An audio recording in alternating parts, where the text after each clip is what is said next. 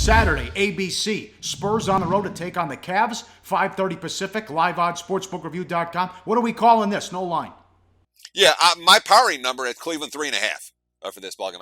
For the Cavs right now only a half point better than the Spurs, giving 3 for the home court.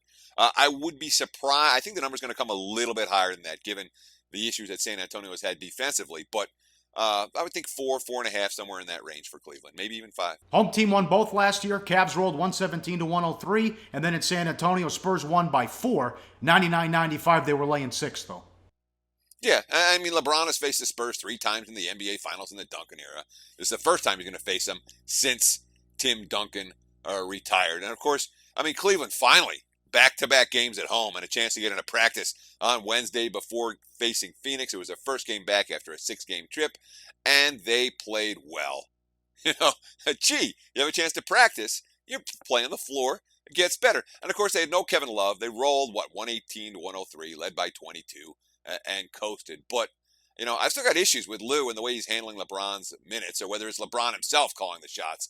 You know, he's playing 39 minutes in a game that never got closer than 13 in the entire second half. They were good minutes, 21 points, 15 assists, 9 rebounds, but fourth quarter of that game, LeBron, you're supposed to be sitting and resting up for the next one. Excellent point. That's one thing that could come back to bite him when we get deep in the playoffs. There's no reason for him to play those big minutes after what he's done the last 6-7 years. We've been telling you about the Spurs. They're all their issues on defense. Back to the drawing board again, Teddy. You mentioned at the top of the show with Gasol getting hurt. Well, yeah, he got hurt in warm-ups. He suffered a broken left hand in warm-ups. He's going to be out indefinitely. I've heard 6 to 8 weeks, but it's real early on that. But for a team that had significant defensive chemistry issues in recent weeks, the loss of Gasol means, guess what? You know, now Pop's got to readjust his minutes, readjust his rotations, and get that defense back up to speed. But, of course, you know, we talked about it on yesterday's show. 6 straight games as a double-digit favorite.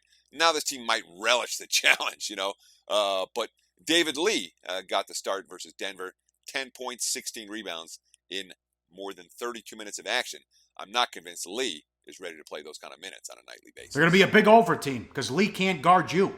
So they can score. Kid. Oh, horrible. So that's something to watch, too, with the Spurs because they're getting it done on offense. And you had all those issues on defense, and now that guy's going to get more minutes? Oh, mercy.